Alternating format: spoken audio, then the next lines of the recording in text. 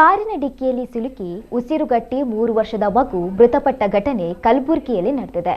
3 ವರ್ಷದ ಬಸವಪ್ರಭು ಮೃತ ಕಂದಮ್ಮ ಮನೆ ಮುಂಭಾಗ ನಿಲ್ಲಿಸಿದ್ದ ಕಾರಿನ ಬಳಿ ಆಟವಾಡುತ್ತಿದ್ದ ವೇಳೆ ಬಾಲಕ ಕಾರಿನ ಡಿಕ್ಕಿ ತೆರೆದು ಒಳಗೆ ಸೇರಿದ್ದಾನೆ. ಈ ವೇಳೆ ದುರಾದೃಷ್ಟವಶಾತ್ ಕಾರಿನ ಡಿಕ್ಕಿ ಏಕಾಏಕಿ ಲಾಕ್ ಆಗಿದ್ದು ಬಾಲಕ ಹೊರಬರಲು ಸಾಧ್ಯವಾಗಿರಲಿಲ್ಲ. ಕೆಲ ಸಮಯದ ಬಳಿಕ ಮಗುವಿಗಾಗಿ ಹುಡುಕಾಟ ನಡೆಸಿದ ಕುಟುಂಬಸ್ಥರು ಕಾರಿನ ಡಿಕ್ಕಿಯೊಳಗೆ ಬಸವಪ್ರಭುವನ್ನ ಪತ್ತೆ ಹಚ್ಚಿದ್ದಾರೆ. ತಕ್ಷಣ ಹೊರತೆಗೆದ್ರು. ಅಷ್ಟರಾಗ್ಲೇ ಬಾಲಕ ಉಸಿರುಗಟ್ಟಿ ಮೃತಪಟ್ಟಿದ್ದಾನೆ ಎಂದು ತಿಳಿದು ಬಂದಿದೆ.